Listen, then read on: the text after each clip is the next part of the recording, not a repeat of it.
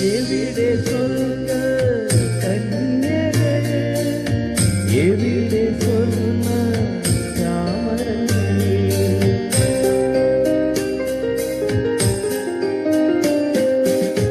എവിടെ സ്വർഗ കന്യകൾ, എവിടെ സ്വർണ്ണ ചാമരങ്ങൾ, ആയിരം